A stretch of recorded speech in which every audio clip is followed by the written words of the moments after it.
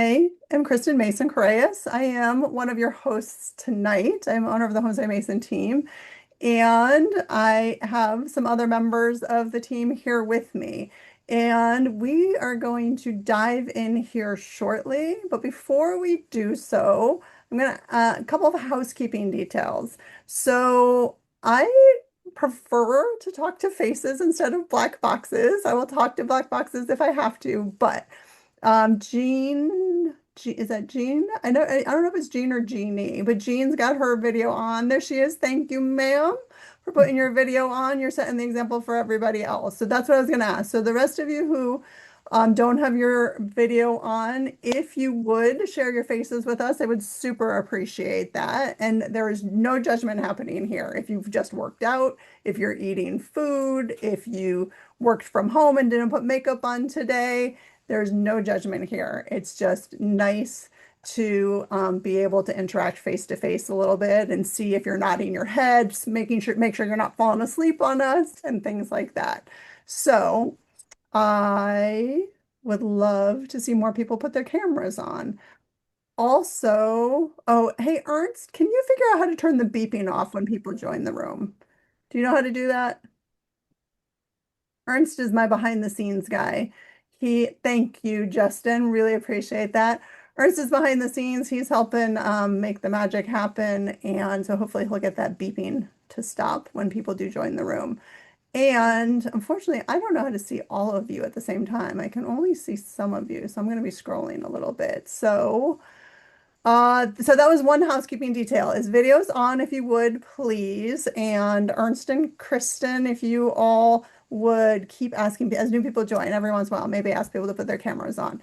And another housekeeping detail. So hopefully most people these days are familiar with Zoom and how it works. We are going to ask you all to engage a little bit. So that's why, again, if your face is on camera, you can nod, you can give me a thumbs up if your face is showing. Otherwise, we're going to ask maybe for reactions, right? To use the reactions button.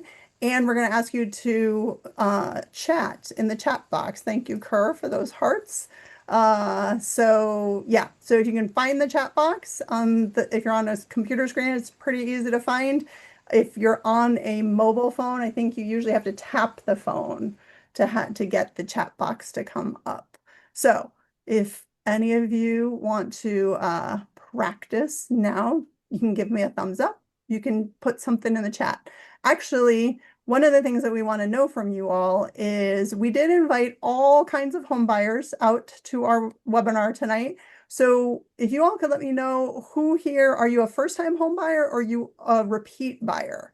I think from my understanding, we have a lot of first-timers, but we might have some repeat buyers out there. So let's start there.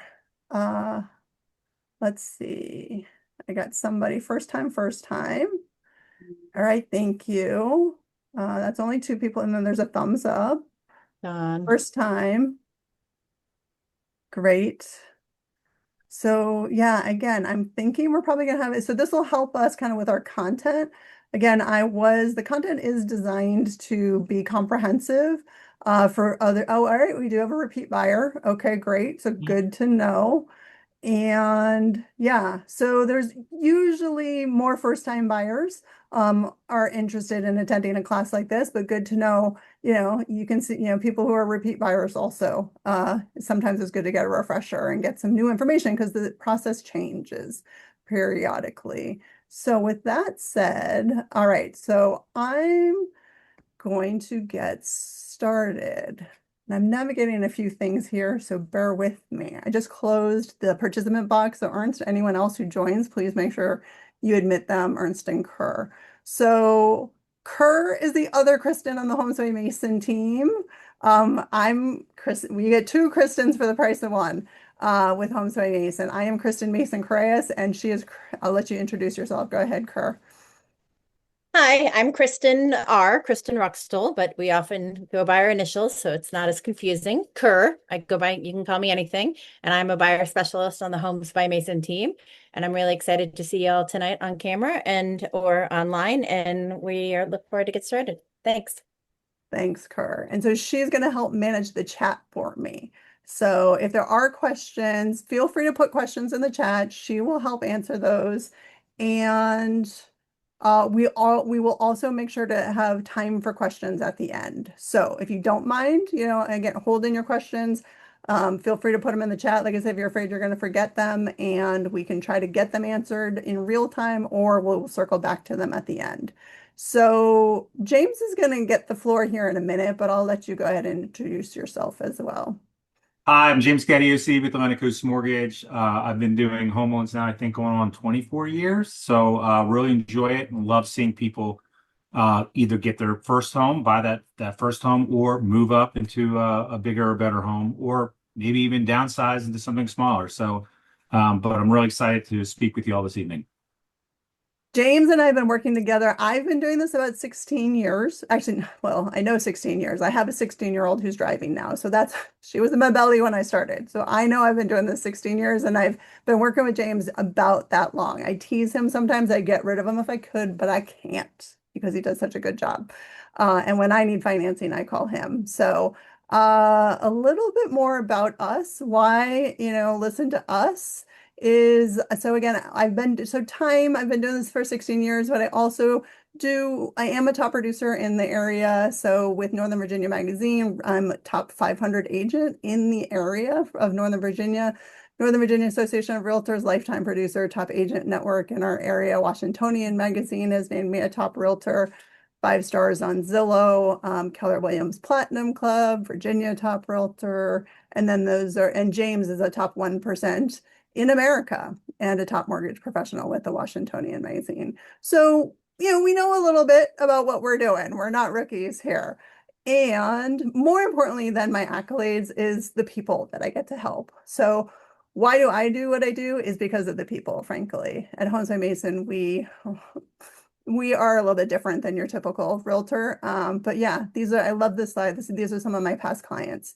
And I like to help people. I actually had my master's in social work before getting into real estate. And I also was a teacher at one time. So that's why I like doing the seminars as well, because I believe in education and educating people. I never think it's too soon to get an education. Also at Homes by Mason, another thing that we are focused on is making sure that people get better than the industry average. We like to have informed, educated consumers. We want to help answer your questions up front, so that way we can make the process smooth and low stress for you. Unfortunately, we can't eliminate all of it. Inevitably, there sometimes is some stress to the process, but we want to make it as smooth as possible. So the agenda for tonight is we're going to start finding out how you're feeling, like I said. So make sure you find that chat box again. We're going to ask for engagement again. There were a few of you engaged. If the rest of you, if some others would answer the question, how are you feeling? Think about that and start answering that question. I'm going to go over the rest of the agenda. So, a lot of you are first-time home buyers. We have at least one repeat buyer.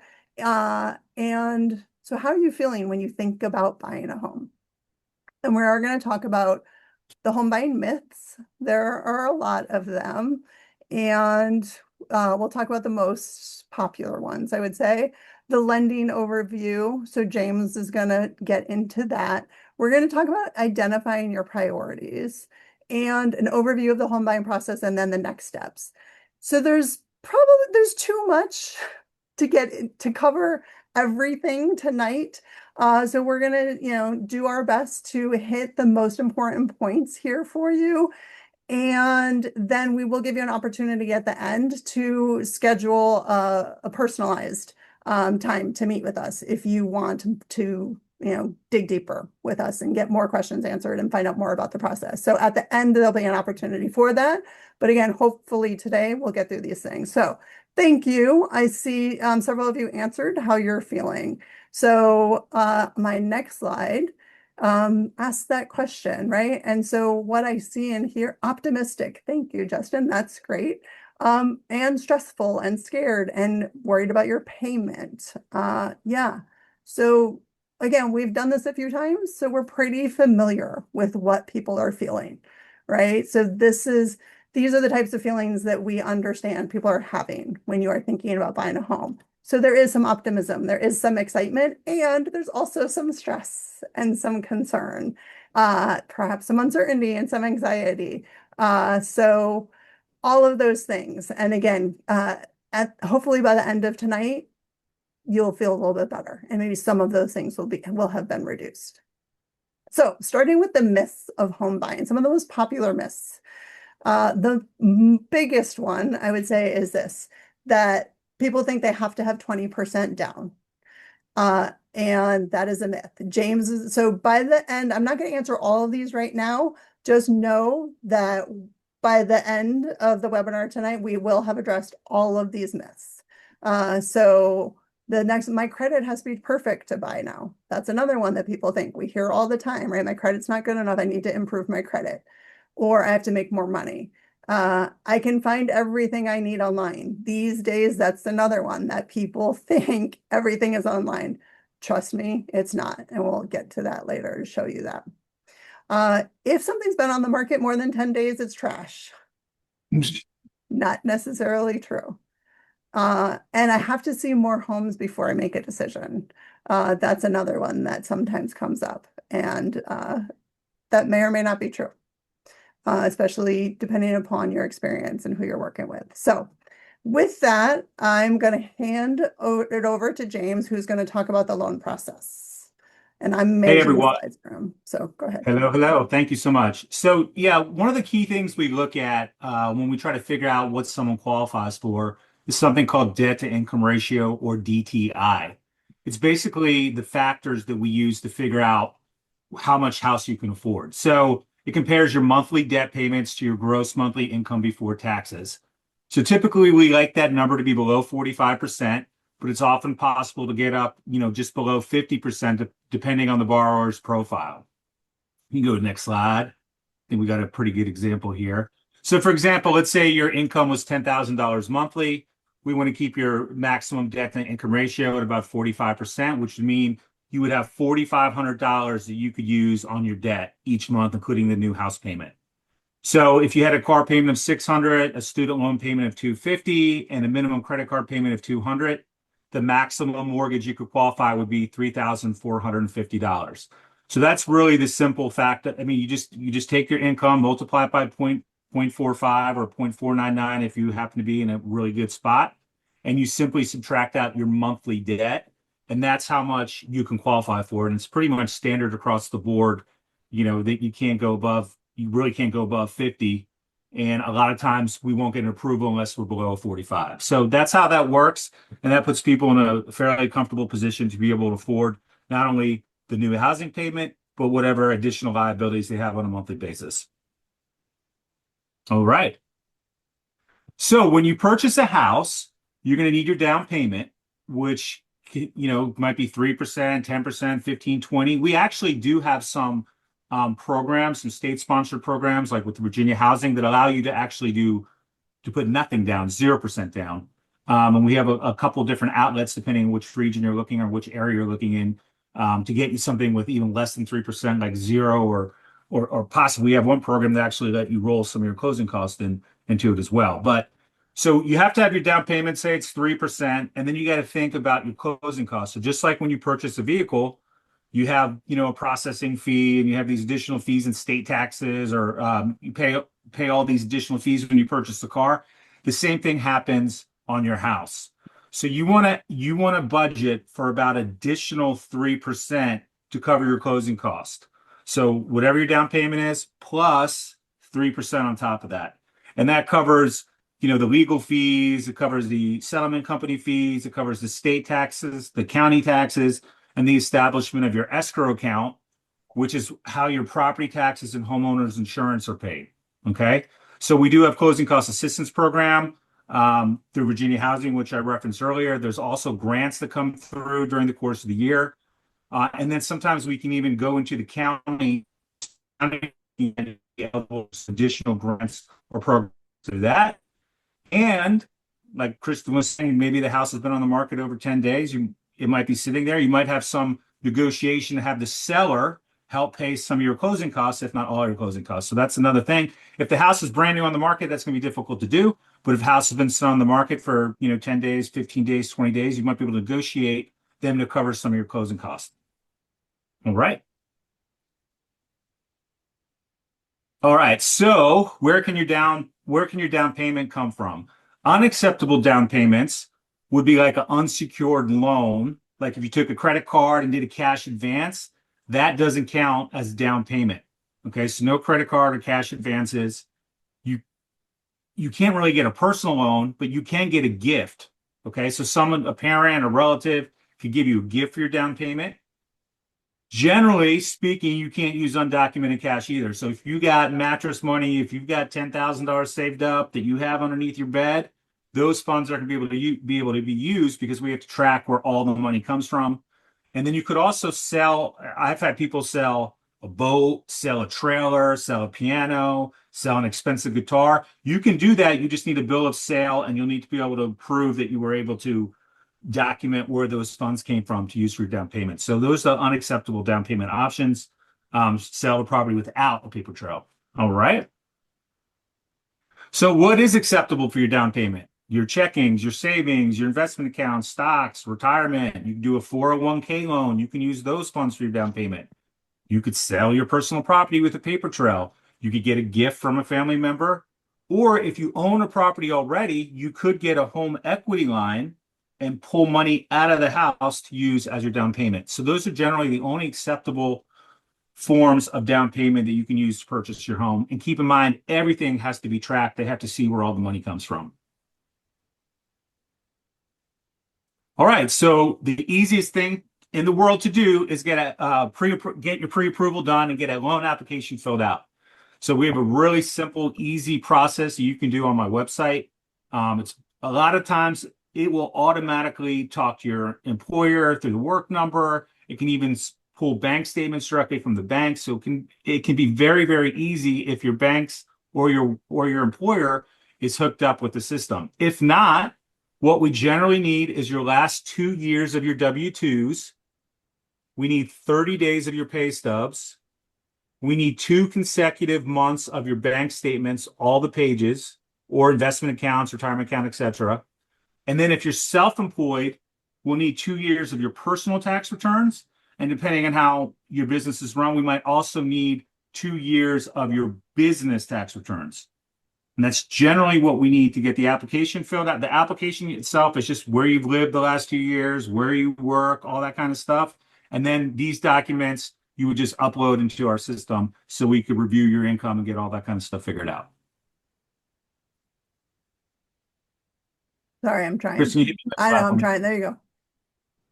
Okay. So a lot of people are concerned about getting a credit check.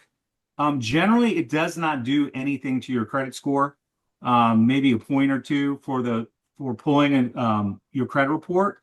But then once you have your credit report pulled, you have a 45-day window to have additional credit reports pulled that only count as one inquiry. So a lot of people get worried about getting their credit score pulled. And like I said, in my experience of doing this for 24 years, it almost never changes anyone's credit score, just having having a mortgage credit report pulled. All right. And then James, oh, never mind. Don't worry about it. All right. So what are the benefits of owning a home? So renting versus owning in the wealth gap, Federal Reserve data shows that homeowners have a $430,000 median net worth, while renters only have a $10,000 median net worth, which means homeowners are on average 40 times wealthier than renters. And I think it goes into tax advantages. Okay. Oh, no, sorry. So why does owning a home build wealth? Homes appreciate over time, right? From 1994 to 2024, the average home price appreciation per year was 4.63%. So during that time period, U.S. home prices nearly tripled. So when you make your mortgage payments, you're not only paying down your loan over time, but you're building equity as the value of the home goes up over time. So if you're renting, you're just helping somebody else create their wealth, while when you own, you're building your own wealth. And then the tax benefits. So a lot of people don't realize that if you're single, you can write up to $375,000 loan in mortgage interest off your tax returns. If you're married filing jointly, that number is $750,000. So what will happen is when you purchase a home, you're going to say, let's say you had $20,000 in mortgage interest you paid over the course of the year. That will come off your adjusted gross income. you most likely have overpaid taxes then. And if you're, used to getting or maybe not owing any money, now you're going to get a refund back.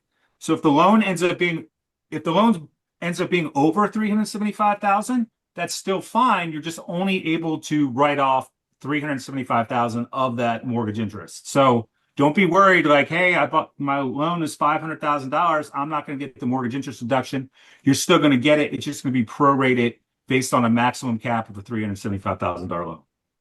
And James, I just want to follow up. So Dawn mentioned payment shock. She was worried about payment shock. And Mhm. so if you can talk a little bit about when you go from Yeah. renting to owning, right? That the way Well, that the what a tax lot of benefit. people do is actually go to their employer and they adjust their holdings, their withholdings on their paychecks, and we can figure it out. So, we can look at what your income is, and then we can figure out what your tax advantage is going to be, and then we can realize, like, let's say you're going to get $5,000 back on a refund, but you'd rather have that spread out over the course of your paycheck, so you're getting more money now as opposed to giving the government a free loan of $5,000 for 12 months. Um, you can make those adjustments with your employer, change the withholdings, and that way receive more money on your paycheck to help account for the additional tax savings you get from owning the home. All right, so bringing it all together, what does this mean? Home ownership is a powerful wealth building tool. The sooner you buy, the more equity you build. You don't need 20% down. Like I said, we have programs with as little as 0% down. You don't need perfect credit. We have loans that go down into the 500s. I think most conventional loans go all the way down to 620. So we do have options, even if your credit isn't perfect. And a lot of times, as a first-time home buyer, there's really not even a penalty for having the lower credit scores because they don't adjust it. And many times, like Virginia Housing has no credit score adjustment. If you're a first-time home buyer and using the Home Ready or Home Possible program, there's no adjustment for credit scores. So it's just better to take a look and see what we can come up with, and then see if buying is a good solution for you. There are options to reduce your upfront costs, which we discussed through seller subsidies, grants, maybe some county-specific programs. And planning early puts you in the best possible position. If you want to buy something over the next couple of months, you should get started now. If you want to buy something at the end of this year, you should start getting now. That way, if you do have any issues that we can see now, we'll have time. You don't want to wait all the way until you're ready to buy a house to get pre-approved. You want to plan ahead and have that knocked out ahead of time. So the next step would be to get an application filled out, which you can do on my website, which is just, I think we'll be sending it out to you directly, but it's just jamesgaddiusi.com. And it's like a very easy and smart system. Like I said, many of the documents will automatically come over to us. So that's all I have. I'll turn it back over to Kristen. Thank you, James. And he's going to stick around until the end, right, James? I am. Great. So he'll answer questions at the end as well. So the path to your dream home starts with your now home. I think the advertising that we did for today was about, buying your dream home. And so even if your dream home isn't this purchase, right? Like actually for many people, including myself, the house that I'm sitting in, is not the first home that I bought. But as James talked about, when you buy your first home, you build wealth. When you own that home for some years and you build equity in that home, then you are able to sometimes, sell that home and take the equity out of that home to buy your next home and so on and so forth. And you can domino up to your dream home. So that's one of the things that I wanted to make sure to point out is that the now home doesn't have to be the dream home, but it can be a step towards your dream home because sometimes again people want to wait, right? Like sometimes they're like, no, I'm going to wait until I can buy a bigger, better home.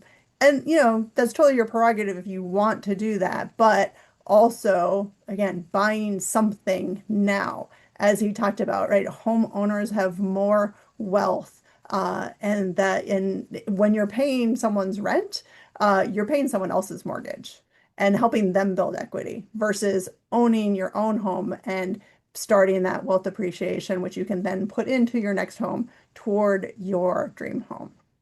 So Identifying your priorities is one of the places to start too, again, because what you buy now may not be that dream home. So really then deciding what is most important to you and your family or whoever else you might be buying with, what is most important to you all now. And you may have some wants and you may have some needs, and identifying, right, being clear about those differences, right? Is it a want or a need to be close to the metro, right? Is it a want or a need to have a garage or parking spaces, things like that, right? So there are a lot of different priorities and interests that we will look at with you. That's one of the things in the buyer consultation. We want to look at your wants and needs. We want to hear about your wants and needs and help identify what the priorities are in order to identify the right home now, which again is that step towards your dream home. So setting clear expectations, and these are some of those key questions to identify those most important priorities. Quality of life is so important. And I was talking to someone just the other day who moved to Maryland, and they said to me, I think we might move back to Virginia. And I said, why'd you move to Maryland? Was it because it's more affordable? And they said, yeah. And I've had that too with people who like went far west in Virginia, right? So yeah, I mean, the further out you go, the more affordable it is. But then if you have a longer commute, you're losing time with the people that you care about, right? And if you don't enjoy driving or commuting and the time that you spend on your commute, that impacts your quality of life. So that's one of the questions that we want you to think about and consider is what is your commute? If you work from home, great. So then again, if you work from home, it may be important to have a really separate private space for your home office. So thinking through some of these things, proximity to your friends and family, and amenities and activities. We had clients recently who were big rock climbers and really wanted to be close to a rock climbing gym. Now, again, is that a want or a need? Probably more of a want, but quality of life. Right. So we do really want you to think about what are the things that do really improve your quality of life and prioritize those and set clear expectations around those. Also, how much work are you willing to do to a home? So oftentimes people will say, I'm willing to, maybe not buy a fixer-upper. We don't hear that often, but I'm willing to do some work. Okay, what does that mean? Right? Does that mean you're willing to paint? Does that mean you're willing to renovate a kitchen or renovate a bathroom? Those are much bigger projects. So being clear about that when you say that you're willing to do some work, we need to understand how much work are you willing to do? Because if you are willing to do more work, then you can probably get a better deal, of course, but you have to be willing, right? We don't want to start showing you homes and that you're like, no, this is way too much. So trying to sort that out ahead of time. Identifying what are your deal breakers. There may be some. It may be price. It may be location. So identifying what those are for you. And what can you get in your price range? So again, talking about price. So that's obviously going to dictate a large part of the search, but it's not the only factor. It's one of many factors. So again, once we identify what is your price range, and then talking about what can you get in that price range. And you may need to adjust your expectations at some point, and we'll talk about that here shortly. So the overview of the home buying process looks like this. So the first couple of steps are to have a buyer consultation and get pre-qualified for your loan. So in that buyer consultation, what we do at Homes by Mason is some of what we just talked about, looking at your wants and needs, finding out more about your wants and needs, helping identify the priorities for you. And with the loan pre-qualification, you're going to identify your price point. So then taking those two things and putting them together, then you are ready for the home search, which can be the fun part. So then when it's time to make an offer, we don't want you just throwing a dart at a board, but we have some strategies to help you make the best offer. And then there's a lot of stuff that happens in between making your offer and getting to the closing table. And we're not going to talk, again, we don't have time to talk about all of that now. But the biggest step in between there is working with the lender to make sure you do get a full loan commitment. Initially, you will just have a loan pre-qualification, and after you have a ratified contract is when there's more heavy lifting to make sure you get to a full loan commitment. And then we want you to look like that when you get to the closing table. As I mentioned, our goal is to make it as smooth and low stress as possible. So there are a number of hurdles on this path, and we try to make sure that we're clearing those for you, that we're jumping them, we're going through the hoops behind the scenes. Like Ernst, who's behind the scenes today, he is our contract to close guy who helps make sure that the hurdles are cleared before closing. So back to the search process. The search for the right home includes searching on your own. We know everybody is doing that these days, and that is fine. But the myth that we talked about in the beginning is that people think you can find everything online. That is far from true. The iceberg here is to show you, it's my visual to compare to what you're missing out on down below the surface, right? So the tip of the iceberg is what you are seeing out there online in those search sites. And below the surface is a whole lot of other inventory that we as realtors can tap into. So, Kerr is the buyer specialist on the team. I'm the listing specialist on the team. And so I'm talking to sellers all the time. I'm working with sellers to prepare their homes for the market. I have a seller who signed with me, I don't know, God, last year sometime, who's waiting for their next home to be ready before we put their home on the market. But if I have a buyer for her place, right, like I can show that property. And so, yeah, the myth is busted, frankly, is the point here, that there's much more available than just what's on the online sites. These other points here are some of the ways that we tap in to what's below the surface. We have various networks of realtors that we are part of. There's a top agent network for our area that we are a part of, and that's a great resource for us where we can send a blast out that says, we have a buyer looking for this. Does anyone have anything coming soon? And listing agents are often saying, hey, this is what I have coming soon before it's on the market. So that's a great resource for us. Also, when we're working with buyers, and sometimes they do decide location is the most important thing, and they hone in on one particular neighborhood, we will go to that neighborhood and knock on doors and say, hey, we've got a buyer looking in this neighborhood. Are you or any of the neighbors thinking about selling? Or we'll send a letter out if there's too many doors to knock. So, we can do either or both of those things to help tap into that inventory of what's below the surface. So it can be a costly mistake to search only on your own and only online. You can miss out on other opportunities. And so also when you're working with a realtor, this is another place where our expertise comes into play. You will have a price point, that you've been qualified for. And if you're not finding what you're looking for in that price point, then we're going to talk about, okay, how can we adjust the expectation, right? Again, we're going to revisit what's most important to you. What are your priorities?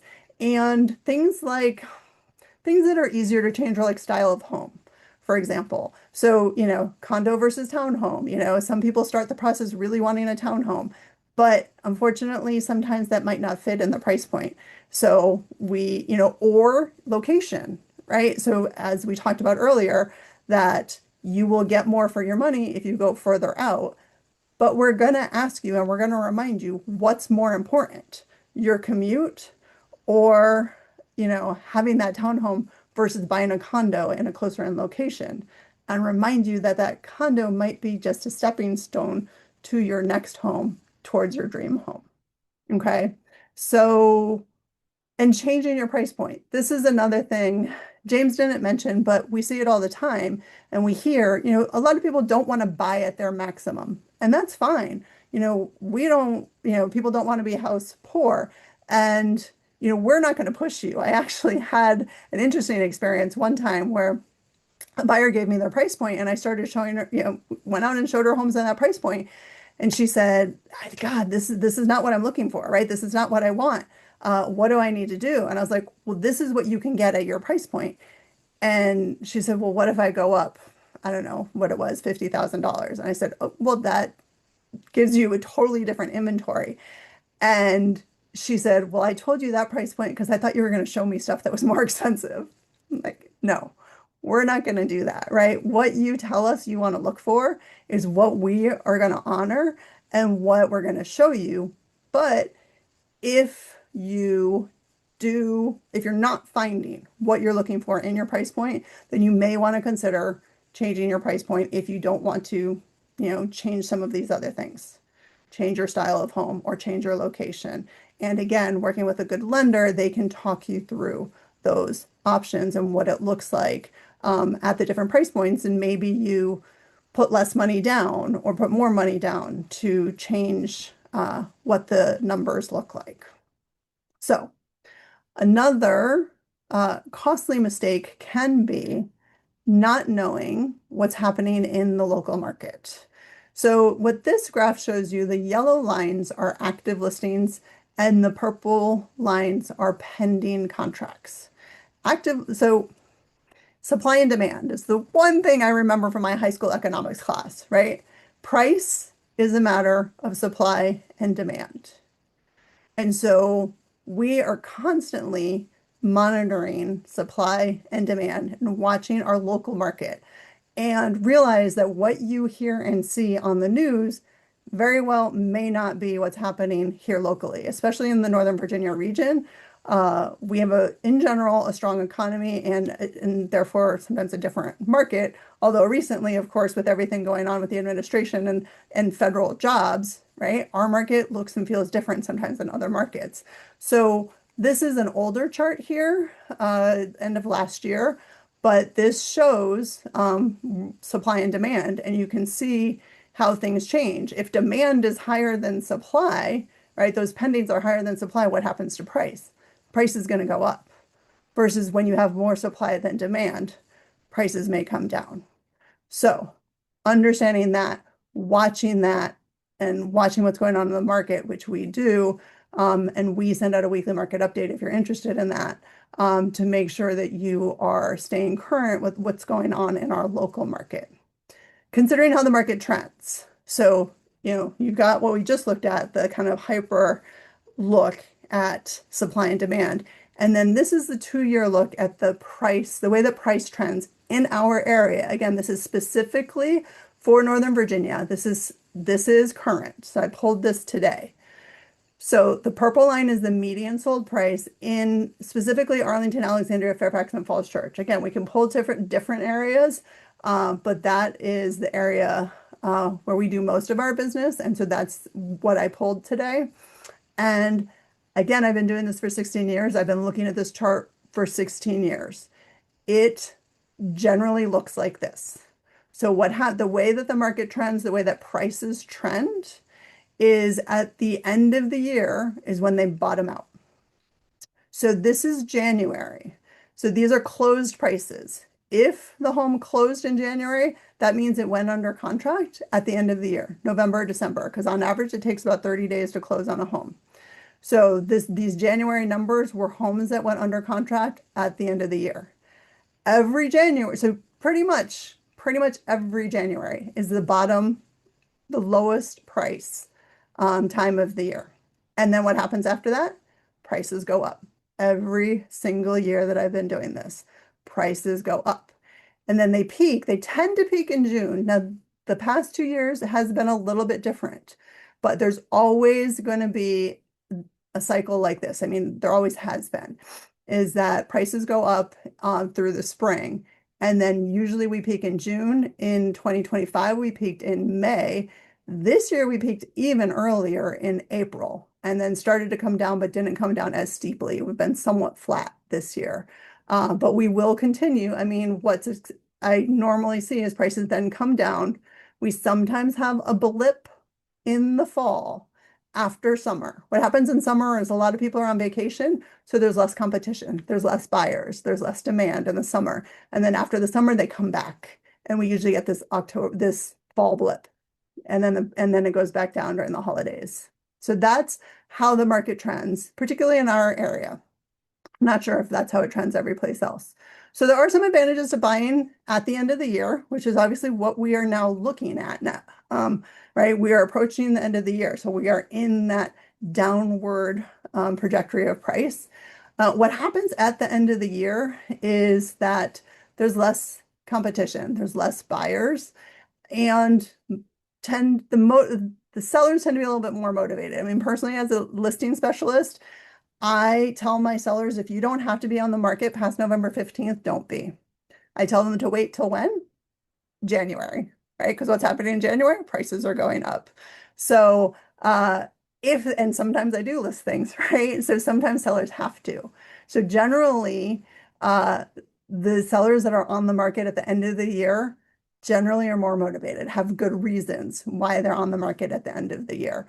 And then sometimes you will see lenders give kind of year-end pricing because again, if there's less buyers, if there's less buyer activity, then the lenders might offer better interest rates if they are looking to increase their buyer pool. So those are some things that happen at the end of the year. Now, admittedly, I put this in parentheses because this is not an advantage. One thing that's not an advantage of buying at the end of the year is you do also tend to have less inventory. So there may be less to choose from, but if you can find something, I do, I call it bargain hunting season, basically. So I do like to go out with buyers during bargain hunting season. We like to find bargains for our buyers. So another costly mistake is once you find the right home, right? So we talked about the home search. Now, when you find the right home, we at Homes by Mason are always going to ask this question. You don't have to ask us this question. When I bought my first home, before I was a realtor, I was working with someone who did not do this. One of the reasons why I did things differently when I got into real estate because this question was not asked. But we are going to ask this question. Do you have room to negotiate? And then we're going to look at two different things to help answer that question. Both days on market and opinion on price. We're going to look at both of those things. In our area, the average days on market right now, because we look at the local market, I do this every Thursday. I think it's 28 days right now, 26 days right now is the average days on market right now. And that's frankly a bit long. When I sell homes, my average days on market right now is like 16 days on market. So the first 2 weeks on the market is when homes typically sell. That's when they're getting most of their activity is in those first 2 weeks on the market. So generally, you don't have room to negotiate in those first 2 weeks. However, did they hit the market value with their pricing also impacts how much buyer activity they are getting through the door. So if they hit the market value, they're getting the right amount of buyers through the door. But if they overpriced it, they're not getting enough buyers through the door. And if they underprice it, then they're getting more than enough buyers through the door. So how much activity the home is getting is another thing we're going to look at to determine if there's room to negotiate and or if you may even need to make an offer above asking price. If it is the first couple of weeks on the market and if it's getting a ton of activity, there's a good chance it's going to sell above asking price. So this comes back to the myth of if it's been on the market more than 10 days, it could be trash. Not necessarily, because what can happen is that they might have overpriced the home initially, and that's why it sits on the market. And then they adjust it. And if and when they adjust their price and they hit that market value, the clock starts over. So just because something maybe have been on the market for 30 days doesn't automatically mean that you can negotiate the price. Instead, we have to look at when did they last make a price adjustment and how much activity are they getting through the door now. So if it has been on the market for more than 14 days, but if it has had a price change and if it is still getting a good amount of activity, then you might not have room to negotiate. But we're going to look at those things to help you answer that question. And we want to negotiate for you if we can. However, We are still sometimes seeing competitive situations. So sometimes in this market is different than what it used to be. It used to be competitive all day, every day, all of the time, everywhere.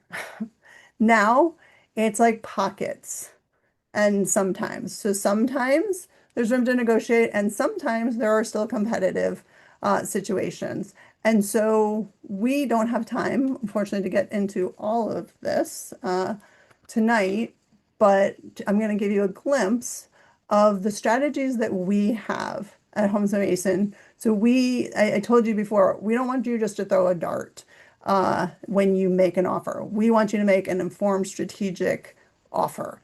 And so these are some of the things that we would talk further about in a buyer consultation to help you understand ahead of time what you might need to do if you are in a competitive situation. So an escalation addendum is a tool that we like to use to help our buyers not have to pay too much.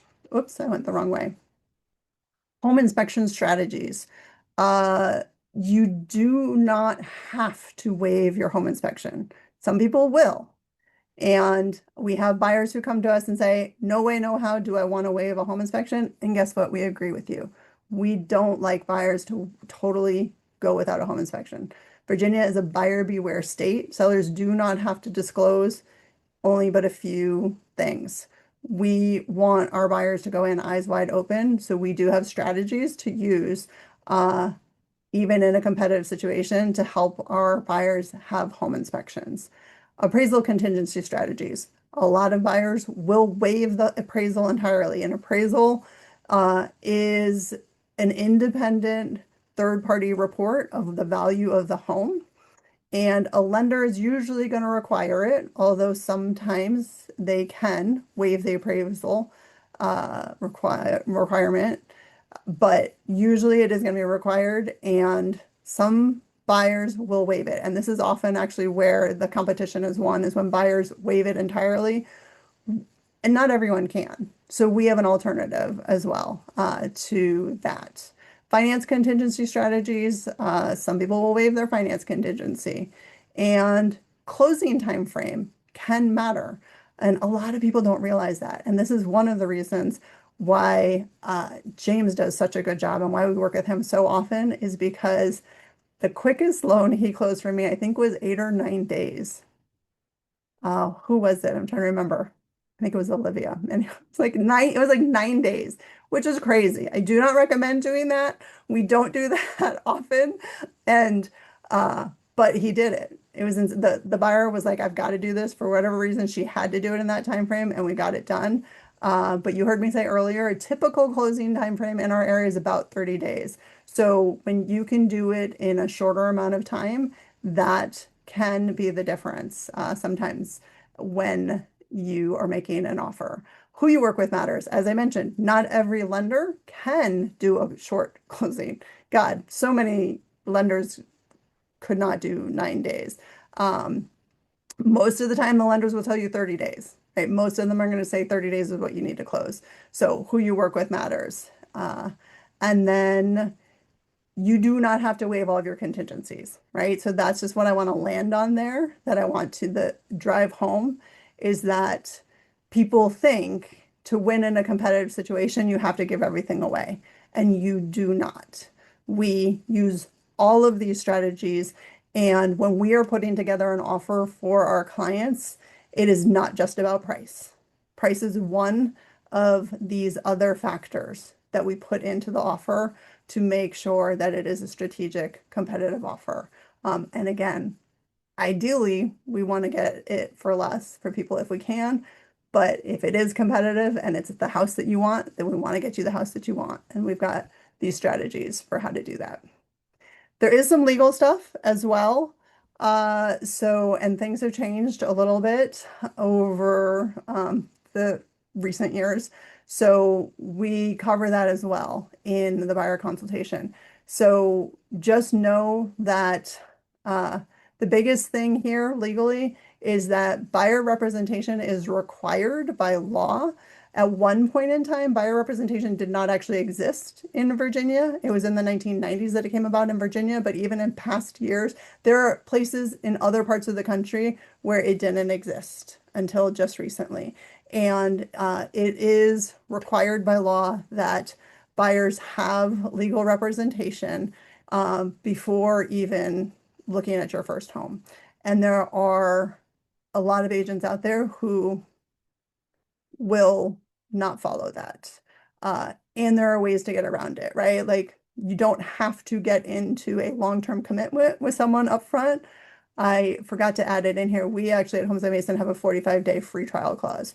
You can get legal representation, legal buyer representation with us for 45 days for free without any penalties and try us out.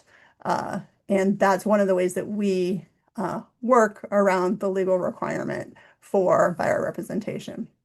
So who you work with matters. We talked about the lender is super important. The closing company also matters. So again, we're not going to get into all of those details because you don't need to know all of the details. When you work with the right people are going to work with the right people who are going to get the job done well. And closing companies are one of those unsung heroes, actually, where they also kind of quietly work behind the scenes. So the realtor and the lender help you get to a ratified contract and to the closing table, but the closing company makes sure that the closing can happen. They're checking the title, they're making sure that the house can properly be conveyed from one owner to the next owner. And believe it or not, there are things that come up in that process that you just will surprise you. And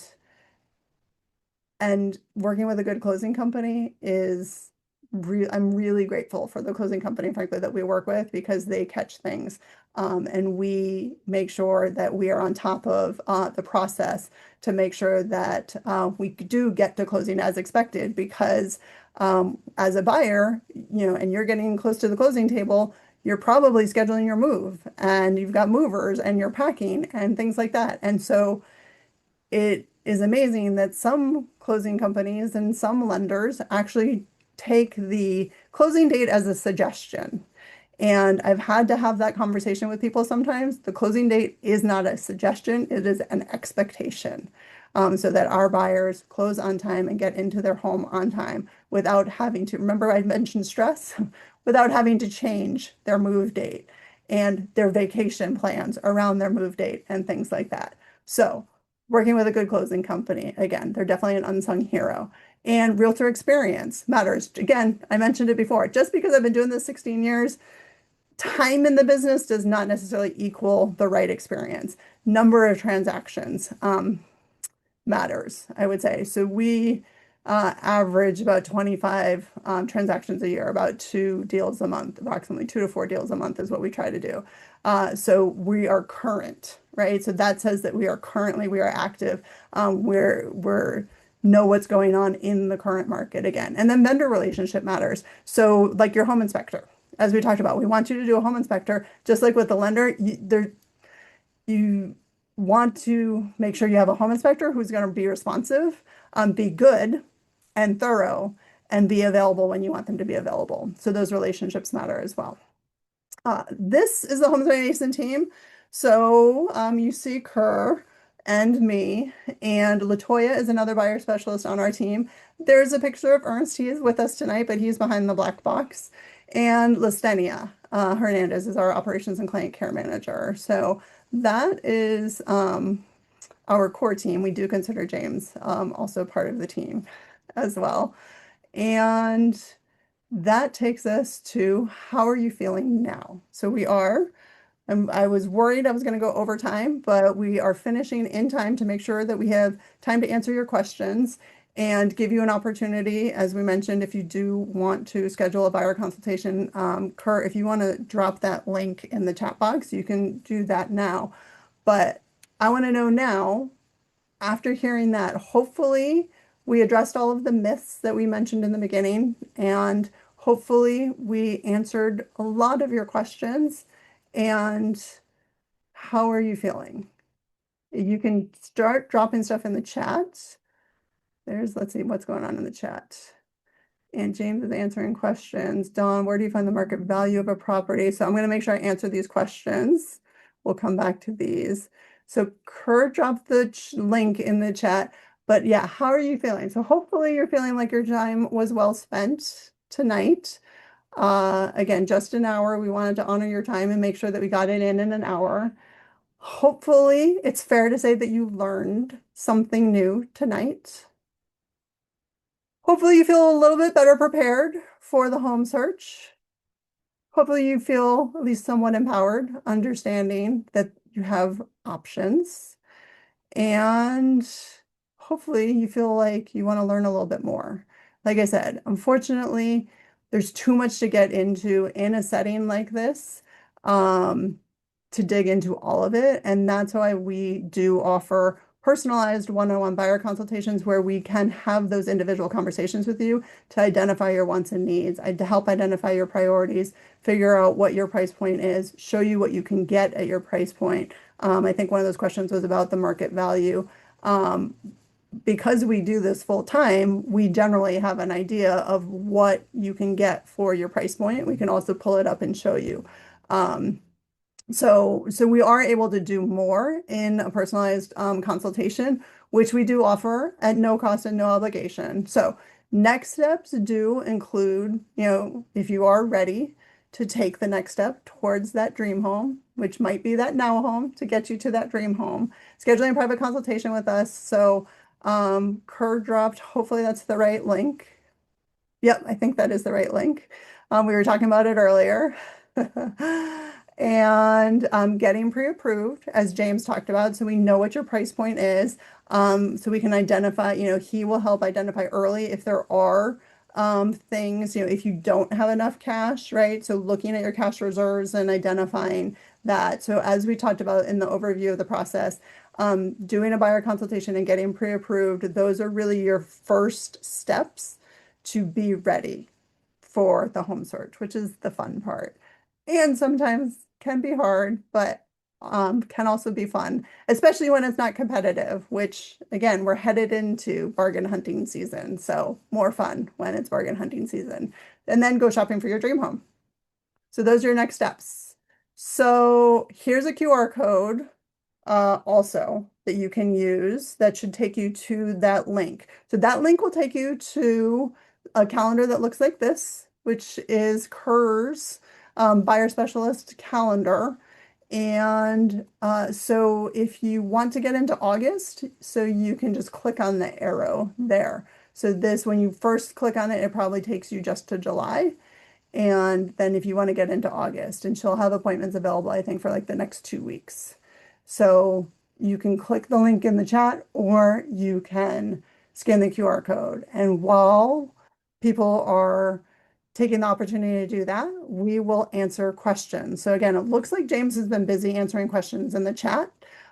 Whatever questions haven't been answered, if you all want to take yourselves off mute or Kurt, right? Like anyone who's been following the chat, Kurt or James, if you want to share any questions that haven't yet been answered. So you can raise your hand if you want to raise your hand or just take yourself off mute for whatever questions you might have.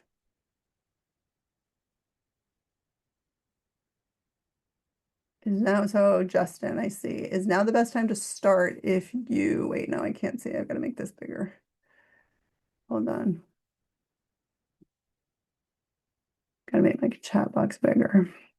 Is now the best, oh, Kerr, looks like Kerr answered. Is now the best time to start if you want to close November for February. For November, I mean, February is a little bit far off, but November is just around the corner. What are we in? We're in the end of July, right? July. So August, September, October, November. I mean, are you in a rent? I assume maybe you're in a lease until the end of, okay. So let's talk about that actually. So I'm glad that you asked that question. So Another myth that I forgot to put on there that we should add to the list is about when you start your mortgage payment. So when people are going from renting to owning, a little known fact that people don't realize is your mortgage payment is basically the second month after you close. So for example, if you, right, like right now we're in the end of July. So if you went under contract now, you're probably closing in August. And then your first mortgage payment is not going to be until October, actually. So you kind of have 1 month off or 1 month breathing room when you go from renting to owning. So there's that. And then also when you're going from renting to owning, there's usually a clause in your lease that might be an escape clause that you can get out early of your lease. Sometimes it's like you've got to pay 2 months rent. And it also depends upon if you're renting from like a private landlord versus a company, right? So the company is kind of going to be like strict in what their rules are, but still, it never hurts to ask, right? So going to them and saying, hey, I'm thinking about buying, it's bargain hunting season, right? Like I'd love to, get something when prices are less. What are my options to get out of my lease? When you're working with a private landlord, like I do own some investment properties, which is another thing. After you get your dream home, then if you want to buy some investment properties after that to build your wealth, even better, we can help when you get there. But yeah, like we actually just helped a tenant in one of my properties buy their home, and I was flexible with them, right? I was like, I basically wanted, I think I asked them for 45 days notice. Right. And they gave me less than that, but that's because they were working with us. And so, I was flexible with it. But as a landlord, they just want to have their home rented. So if you give them enough notice that you want to start looking, and then you keep them informed that, looks like you might be getting something, then they can start to prepare for getting a new tenant in there. And because demand for housing is so strong in our area, it usually doesn't take more than 45 to 60 days to re-rent a property. So that hopefully helps you with your timing. And and as I said at the beginning, I mean, I think it's never too soon to get an education, right? To have that. And the buyer consultation is education, but it's also what I talked about. It's the wants and needs. It's identifying your priorities, right? And then we can, if you choose to work with us, which you don't have to, but we hope that you will, we can then keep our eyes and ears out, right? We can watch all of that inventory, not only that it's, on the market, but we can watch what's coming soon to the market. And if we do find something that meets, really well, right, checks all the boxes, right? Price, location, priorities. If we find something, then it may be worth, the penalty that you might have to break your lease, if you can find something that checks all of your boxes. And again, bargain hunting season uh, is now, so we're headed into it. So Kurt answered. Sorry, yeah. Oh, yeah. She gave the answer. So I didn't read the answer. I just saw the question. Any other questions that haven't been answered?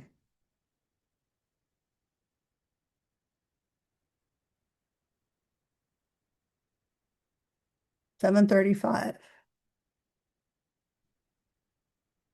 So thank you for giving us an hour of your time tonight to meet with us. And we're happy to stick around for a few more minutes and answer whatever other questions you all might have. And Kurt, did you drop the link again? So again, if you do want to schedule a consultation, I don't know if I mentioned, hopefully I did, there's no cost, there's no obligation to meet with us. Uh, but we will, do what we talked about, ask some of the questions that I was asking in the beginning to help identify your wants and needs, help identify your priorities, and make sure that you get connected with James to also identify your price point and answer the questions that you have about financing, and come up with the right plan for, and again, the right timeline. So, right, that, maybe it's not starting now and maybe it's starting later, but it doesn't hurt to start browsing now. Again, it doesn't hurt to, you know, get a buyer's eyes and ears on your search. So that way, if something does come up that checks the boxes, you know, surprise, maybe you can get into something sooner than you think. And interest rates, we didn't even really talk about much about interest rates. We talk about that in the buyer consultation. Interest rates change all the time. So that's one of the reasons why I didn't talk much about it, is because what the interest rate is today, if you're not buying today, the interest rate is going to be different when you buy. But if interest rates go down, which, as I said, sometimes at the end of the year it does, lenders might give some improved interest rates to attract more buyers. And depending upon what's going on in the world and in the economy, our national economy impacts what happens to interest rates. So if interest rates do go down, two things are going to happen. One, it's going to be better for your monthly payment. So we like that. We like that it's going to be better for your monthly payment. And because it's better for your monthly payment, it's also better for a lot of other people's monthly payment. So buyer demand goes up. And so we talked about what happens when demand is high. That might drive prices up. So again, being able to take advantage of the market at the right time, being ready, I guess, is one of the things. Being ready to take advantage of the market when it's the right time, which might be due to interest rates or might be because the right property is out there for you. So